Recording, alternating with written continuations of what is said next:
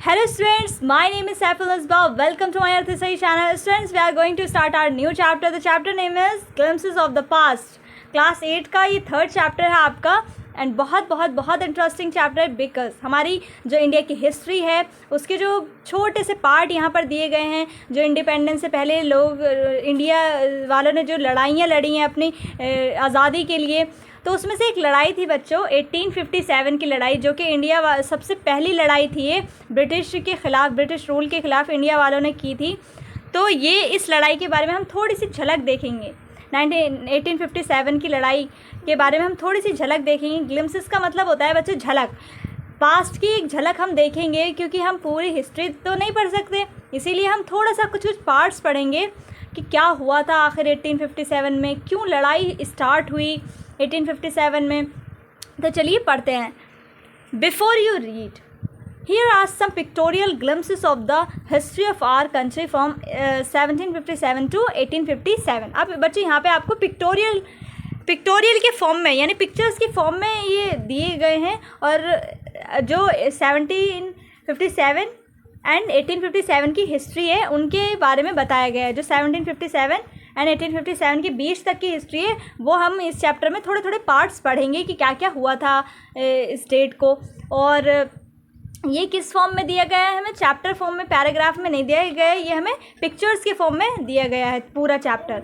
These pictures and speech bubbles, और इन पूरे उसके अंदर क्या है, बबल्स हैं, स्पीचेस लिखी गई हैं इसके अंदर। इस तरह से हमें पूरा चैप्टर पढ़ाया गया है। Will help clarify your understanding of the conditions that led to the event known as the first war of independence in 1857। और आपको ये समझने में बहुत ज़्यादा ईजी हो जाएगा आपके लिए कि ये जो इवेंट हुआ था 1857 का, जो इंडिपेंडेंस के लिए फर्स्ट वॉर हुई थी, ये समझने में आपको बहुत ईजी से आपको समझ आ जाएगा, ठीक है, इसके फॉर्म में अगर आप पढ़ेंगे तो चलिए स्टार्ट करते हैं।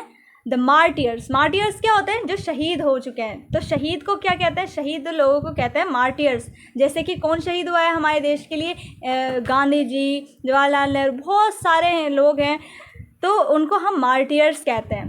At a function in Delhi, अब ये जो है ना, अभी आपको पास्ट से पहले चीज़ें बताई जा रही हैं, अभी हम पास्ट में नहीं आए हैं। At a function in Delhi, Delhi में एक फंक्शन हुआ था बच्चों, ठीक है, और उस फंक्शन में क्या हुआ था, जो लता मंगेशकर थी उन्होंने एक गाना गाया था, एक सॉन्ग गाया था। सॉन्ग रिप्रेजेंट किया था किसके सामने, पंडित जवाहरलाल नेहरू हैं, ये लाल बहादुर शास्त्री, इंदिरा गांधी, ये सब बैठे हुए हैं। और हमारी जो लता मंगेशकर है वो क्या गा रही हैं, O my country man let your eyes fill with tears as you recall the sacrifice of India's martyrs. तो ये किन लोगों के लिए गाया गया था गाना, जो कि शहीद हो चुके हैं, उनकी रिस्पेक्ट में ये गाना गाया गया था। ए मेरे वतन के लोगों ज़रा आँख में भर लो पानी, जो शहीद हुए हैं उनकी ज़रा याद करो कुर्बानी। तो ये गाना उन्होंने गाया था जिस वक्त ये सारे ही लोग बैठे हुए थे। और यहाँ पर आप देख सकते हैं ये शहीद लोगों की पिक्चर्स यहाँ पर दी गई हैं। तो चलिए आगे बढ़ते हैं। अब आता है यहाँ से आपका पास्ट, हिस्ट्री हमें यहाँ पर दी गई है। द कंपनीज कॉन्क्वेस्ट, 1757 का टाइम है और 1849 तक, ठीक है। तो इस बीच क्या हुआ था, कंपनी का कॉन्क्वेस्ट, कौन सी कंपनी का, जो कि ब्रिटिश कंपनीज थी। कॉन्क्वेस्ट यानी कब्ज़ा, कॉन्करिंग यानी कब्ज़ा। तो कॉन्क्वेस्ट मीनिंग होता है कॉन्करिंग, और उसका मीनिंग होता है कब्ज़ा करना या जीत हासिल करना। तो कंपनी ने किसके ऊपर जीत हासिल की थी, ऑब्वियस सी बात है, जो हमारे इंडिया थी उस पर, इंडिया की कंपनीज पर। तो यहाँ पर with its superior weapons the British East India Company was extending its power in 18th century India. अब उसने किस पर जीत हासिल की थी, हमारे इंडिया वालों पर, हमारे इंडिया की पूरी ज़मीन पर ब्रिटिश लोगों ने सारी ही चीज़ों पर कब्ज़ा करना स्टार्ट कर दिया था धीरे धीरे। 1757 से स्टार्ट हो चुका था और 1849 की हम बात करेंगे यहाँ तक। तो यहाँ पर क्या था, उनके पास क्या थी, बहुत सुपीरियर वेपन्स थे। सुपीरियर वेपन्स यानी उनके पास जो हथियार थे वो बहुत ज़्यादा पावरफुल थे, बहुत हाई टेक्नोलॉजी के थे, एंड उनके पास बहुत विटी माइंड था, बहुत तेज़ वो लोग थे, बहुत तेज़ दिमाग था, बहुत आइडियाज़ थे उनके पास। तो इन सब चीज़ों को मिलाकर उन्होंने क्या कहा, क्या किया, हमारे इंडिया पर कब्ज़ा करना स्टार्ट किया। The British was east India company. अब जो ईस्ट इंडिया कंपनी यानी जो ब्रिटिश लोग हैं उन्होंने अपना एक्सटेंड करना स्टार्ट किया था इंडिया पर 18th सेंचुरी में ही। तो आप देख सकते हैं ये जो रेड रेड दिख रहा है आपको, ये है ब्रिटिश टेरिटरी। हमारा पहले इंडिया और पाकिस्तान एक ही था, तो ये सारा एक ही है। अभी 1765 का ये मैप दिया गया है इंडिया का। तो जो रेड वाला है वो क्या है, ब्रिटिश टेरिटरीज़ है। यानी इससे क्या पता चलता है कि धीरे धीरे जो ब्रिटिश रूलर्स हैं उन्होंने हम पर रूल करना स्टार्ट कर दिया है। जो ब्रिटिश कंपनीज़ हैं उन्होंने हम पर रूल करना स्टार्ट कर दिया है कुछ ही जगहों पर अभी। और ये जो येलो कलर का अभी भी ज़्यादा मेजोरिटी में इंडिया ही रूल कर रहे थे। इंडियन जो प्रिंस थे पहले, तो वो इस पर रूल कर रहे थे। लेकिन धीरे धीरे क्या होगा, ये रेड कलर पूरा बढ़ जाएगा। अब आगे हम देखेंगे इंडियन प्रिंसेस वर शॉर्ट साइटेड। अब जो इंडियन प्रिंसेस थे ना वो बहुत शॉर्ट साइटेड थे, यानी उनकी जो सोच थी वो बहुत छोटी सी थी। वो फार साइटेड नहीं थे, यानी बहुत दूर का नहीं सोचते थे, वो फ्यूचर नहीं सोचते थे, बस ये सोचते थे अभी अभी का फ़ायदा सोचते थे वो लोग। तो जो हमारे इंडियन प्रिंसेस थे ना उनकी क्या कमी थी कि वो बहुत शॉर्ट साइटेड थे, यानी वो बस आज का ही सोचते थे कि आज फ़ायदा हो जाए, फ्यूचर का चाहे नुकसान हो या कुछ भी हो वो नहीं सोचते थे फ्यूचर का। दैट अपस्टार्ट राजा बह call the English merchants, they will help me to defeat him। अब स्टार्ट क्या होता है बच्चों, अ न्यू कॉम्पिटिटर, यानी कोई और राजा होगा। ये एक राजा है और कोई और राजा होगा जो कि इनसे लड़ने के लिए तैयार बैठा है और ये भी उनसे लड़ने के लिए तैयार बैठा है। तो दोनों के बीच कंपटीशन चल रहा है। तो ये वाले जो राजे बैठे हुए हैं तो इन्होंने क्या बोला कि जो मर्चेंट्स हैं यानी जो बिजनेसमैन हैं, बिजनेसमैन कौन थे, वही ब्रिटिश लोग। उस वक्त पे मर्चेंट्स कौन थे, ब्रिटिश रूलर्स थे। कि जो इंग्लिश मर्चेंट्स हैं इनको क्या करना चाहिए, मर्चेंट्स यानी बिजनेसमैन। तो ये जो इंग्लिश मर्चेंट्स हैं हमें इन्हें बुलाना चाहिए ताकि ये हमारी मदद कर सकें दूसरे राजा को हराने में। तो अब देखिए आप लोग कितने ज़्यादा शॉर्ट साइटेड हैं ये प्रिंसेस इंडिया के, कि ये लोग किससे हेल्प ले रहे हैं, इंग्लिश मर्चेंट से, जो कि मतलब इनके पास क्या है, सुपीरियर वेपन्स है। तो इन लोगों ने सोचा कि उनकी हेल्प लेंगे तो हम दूसरे राज्य को हरा देंगे। बट इन्होंने ये नहीं सोचा कि जब इंग्लिश मर्चेंट्स इसलिए इतने पावरफुल हैं तो वो कभी ना कभी आकर हम पर भी तो कब्जा कर सकते हैं। तो इन लोगों ने ये नहीं सोचा था। बस इन लोगों ने क्या सोचा कि हम दूसरे राज्य को हरा दें, टेरिटरी अपने पास हड़प लें। तो यही बस इतना ही सोचा था फ़ायदा। The people had no peace due to such constant fights. अब इंडियन प्रिंसेस क्या थे बच्चों, उन लोगों के बीच में क्या होती थी, टेरिटरीज़ को लेकर बहुत झगड़ा होता रहता था। पीस ही नहीं था हमारे इंडिया में, बिल्कुल पीस नहीं था, ड्यू टू मतलब कांस्टेंट फाइट होती रहती थी राजा के बीच में, सिर्फ किसको लेकर, टेरिटरीज़ को लेकर। The rivalries helped the East India Company and it could easily subdue Indian princes one by one। subdue यानी overpower, यानी किसी पर ओवर पावर करना।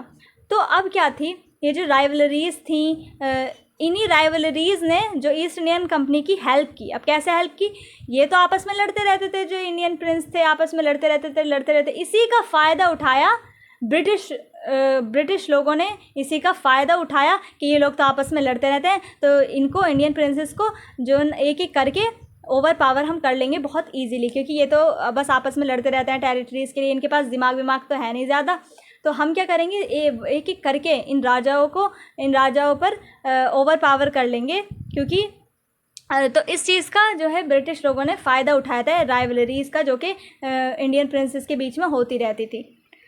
A far-seeing ruler like the brave Tipu of Mysore fought the British till died fighting। अब जो ये टीपू है इनको कहा जाता है टाइगर ऑफ मैसूर भी इनको कहा जाता है, ठीक है, टाइगर ऑफ मैसूर के टाइगर भी इनको कहा जाता है। वो क्यों, क्योंकि ये ऐसे राजा थे जो कि फार सीइंग थे, यानी जो दूर तक का देखते थे। राजाओं में से बहुत से राजा ऐसे भी थे बच्चों जो मतलब सोच पाते थे कि हाँ ये सब गलत हो रहा है, ये क्या हो रहा है, ये तो ब्रिटिश लोग तो हम पर रूल कर रहे हैं एक तरीके से। तो ये जो टीपू थे ये आखिरी सांस तक जो थे वो समझ गए थे इनकी चाल को कि इनके दिमाग में क्या चल रहा है ब्रिटिश लोगों के, और ये धीरे धीरे करके हमारे इंडिया पर कब्जा करना चाहते हैं। तो इनको ये बात समझ आ गई थी टीपू को, तो ये अपनी आखिरी सांस तक ब्रिटिश लोगों से लड़ते रहे थे, यानी फाइट करते रहे थे। Thank God there is peace in the country now.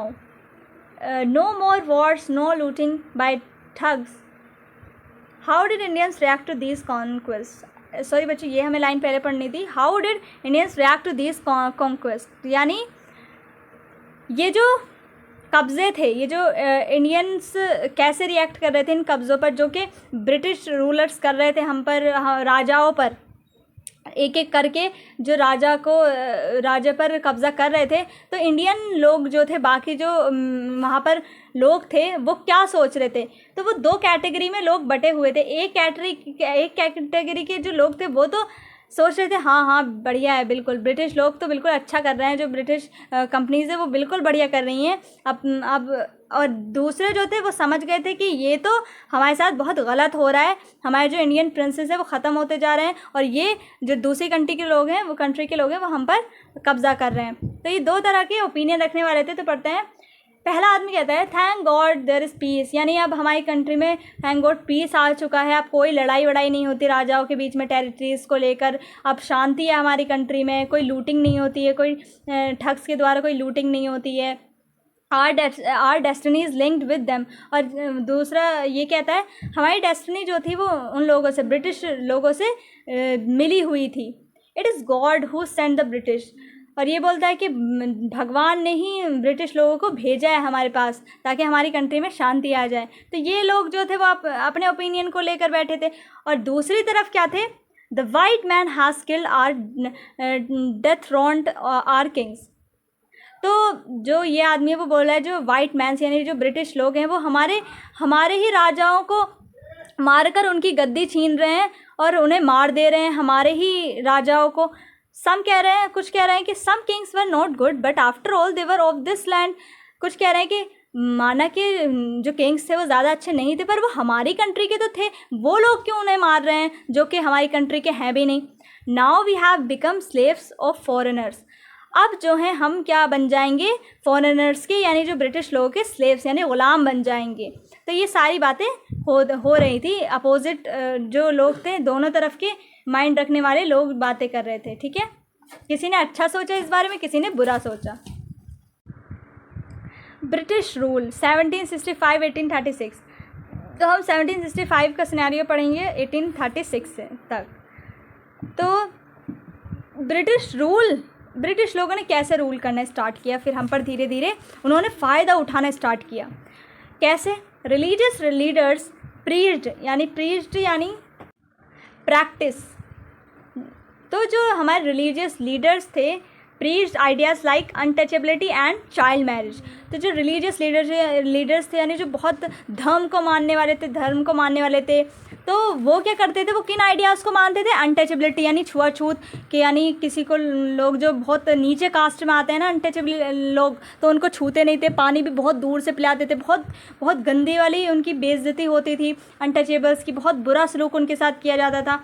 And child marriage यानी बचपन में ही जो शादियाँ करा दी जाती थी। तो ये सारे ही बिलीव्स जो थे वो कहाँ पर थे? हमारे इंडिया में थे, जो कि बहुत ख़राब नॉर्म्स और वैल्यूज़ थे हमारे इंडिया में। तो इसी सब का फ़ायदा उठाया किसने? आगे चलकर ब्रिटिश रूलर्स ने। Anyone who crosses the seas loses his religion. अब ये एक कोई लीडर है, रिलीजियस लीडर, तो वो बोल रहा है कि कोई भी अगर इस सी को यानी समुद्र को क्रॉस कर देता है तो वो अपना रिलीजन खो देगा। यानी फालतू की बातें करते थे बस कि ये हो जाएगा तो ये हो जाएगा, ऐसा हो जाएगा तो ये हो जाएगा। और ये अदर पर्सन है रिलीजियस लीडर, ये बोल रहा है कि all the misery in the world is due to women. बोला है कि जितनी भी परेशानियाँ सफरिंग्स होती हैं वो किसकी वजह से होती हैं भैया? वुमेंस की वजह से होती है। अब ये भी कोई बात हुई, वुमेंस की वजह से होती हैं सारी परेशानियाँ। तो ये सारी जो नॉर्म्स और वैल्यूज़ थी वो हमारे इंडिया में चलती थी। The truth was that Indians had lost self respect, the British scorned them. Scorned यानी मॉक यानी मजाक उड़ाना। तो जो ब्रिटिश लोग थे उनके यहाँ तो ये सब नहीं होता है, ऐसे नॉर्म्स और वैल्यूज़ फॉलो नहीं होते हैं। तो ब्रिटिश लोगों ने जब ये देखा तो वो उन्होंने क्या बोला कि इनके अंदर तो सेल्फ रिस्पेक्ट ही नहीं है, तो अपनी सेल्फ रिस्पेक्ट खो चुके हैं। और उन्होंने ब्रिटिश लोगों ने इन लोगों का, जो हमारे इंडियंस थे, उनका मजाक उड़ाना स्टार्ट कर दिया कि आप लोगों में तो सेल्फ रिस्पेक्ट ही नहीं है, सेल्फ रिस्पेक्ट की नाम की कोई चीज़ ही नहीं है। The natives are unworthy of trust, incapable of honesty.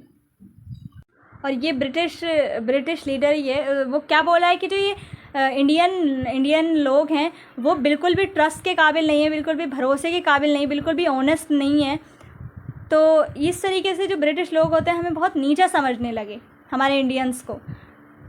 True your honour but I am honest. अब ये इंडियन है, ये क्या बोल रहा है, ये सच है पर हम ऑनेस्ट हैं, हम क्या नहीं है, हम अनऑनेस्ट नहीं है, मतलब हमारे अंदर क्या है, ऑनेस्ट हैं हम।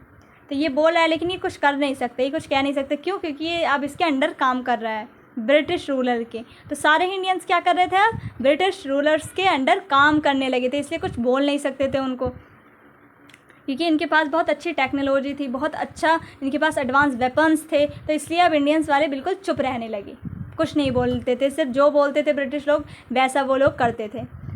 Being merchants, the British wanted quick profits. Their heavy taxes forced farmers to abandon their fields. अब जो बिजनेसमैन होते थे वो क्या करते थे, जो ये ब्रिटिश मर्चेंट्स थे, ये क्या करते थे, ये जल्दी प्रॉफिट पाने के लिए, यानी क्विक प्रॉफिट चाहते थे ये लोग, कि जल्दी से हमें फ़ायदा हो जाए इंडियन वालों से।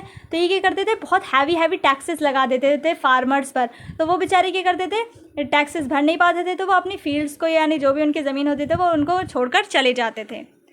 But your man are taking all my crop. अब ये एक फार्मर है बेचारा, उसके ये जो है ब्रिटिश मर्चेंट, ये इससे क्या मांग रहा है, पैसे मांग रहा है। बट ये क्या बोल रहा है कि तुम्हारे ही आदमी ने मेरे जो सारी क्रॉप्स हैं वो ले गया, यानी अब मेरे पास कुछ नहीं बचा है आपको देने के लिए। तो ये क्या बोल रहा है British merchant, you are still in arrears, if you don't pay next week I will send you to jail. क्या अभी मेरा उधार बहुत सारा है तुम्हारे पास, अगर तुमने नेक्स्ट वीक नहीं पे किया तो मैं तुम्हें जेल डाल दूंगा। और जो लोग थे, इंडियन लोग थे, वो जेल से बहुत ज़्यादा डरते थे, तो बहुत बेचारे बहुत ज़्यादा परेशान हो चुके थे।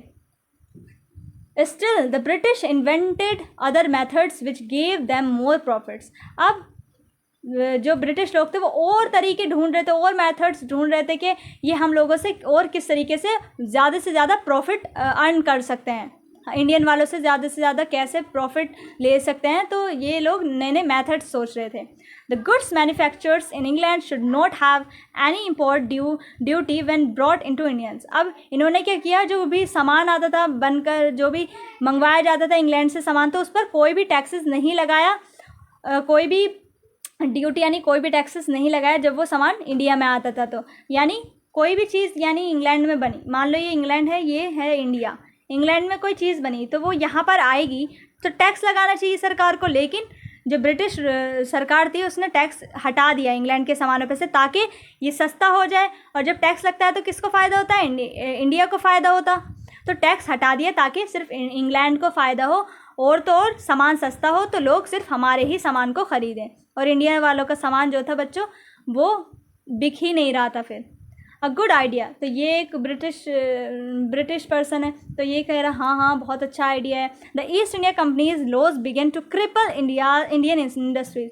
अब ईस्ट इंडियन जो कंपनीज थी, ब्रिटिश कंपनीज जो थी, उन्होंने क्या किया, इंडियन जो इंडस्ट्रीज थी, इंडिया की जो कंपनीज थी खुद की, जो हाथ से लोग चीज़ें बनाते थे, हाथ से चीज़ें करते थे, वो बेची जाती थी, इंडस्ट्रीज थी हमारी छोटी छोटी, उनको क्या किया, डिस्ट्रॉय कर दिया पूरी तरह से, यानी तबाह कर दिया, बर्बाद कर दिया ईस्ट इंडिया कंपनी ने, यानी ब्रिटिश कंपनी ने पूरी तरह बर्बाद कर दिया हमारी इंडियन कंपनीज़ को, और अपना फ़ायदा किया सिर्फ।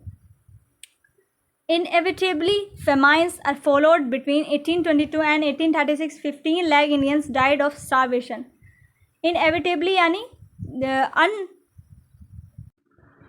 unavoidable, यानी जिसे अवॉइड ना किया जा सके। फेमाइंस यानी बच्चों, फेमाइंस होता है स्कार्सिटी ऑफ फूड, यानी फूड की कमी। स्टारवेशन जो भूख से मर जाते हैं। तो क्या हुआ, 1822 एंड 1836 में 15 लाख इंडियंस की डेथ हो गई, सिर्फ किसकी वजह से, स्टारवेशन की वजह से, भूख की वजह से। और फेमाइन यानी जो फूड की बहुत ज़्यादा कमी हो गई थी, शॉर्टेज हो गई थी। वो क्यों?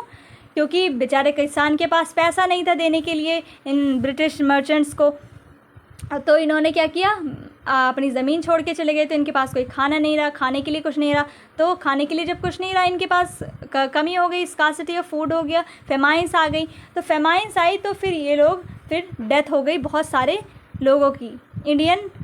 15 लाख इंडियन जो थे वो स्टारवेशन की वजह से मर गए, यानी उन्हें बिना खाए वो, यानी स्टारवेशन यानी भूखमरी की वजह से उनकी डेथ हो गई। तो ऐसी हालत हो गई थी इंडियंस की। The British policies ruined the experts artisans and their business. अब जो लोग हाथों से चीज़ें बनाते थे उनका भी पूरी तरीके से जो ब्रिटिश पॉलिसीज़ थी उन्होंने रूइंड यानी पूरी तरीके से ख़राब बर्बाद कर दी एक्सपर्ट्स को, यानी जो एक्सपर्ट आर्टिसंस थे यानी जो हाथ से कलाकारी करते थे बहुत अच्छी अच्छी, उनके जो बिज़नेस थे उनको भी पूरी तरीके से बर्बाद कर दिया। यानी क्या है, ऑल ऑफ मतलब सारी चीज़ें अगर हम मिला के देखें आफ्टर ऑल तो हम देखेंगे कि इंडिया जो था वो पूरी तरीके से बर्बाद होने लगा था ब्रिटिश रूलर्स की वजह से।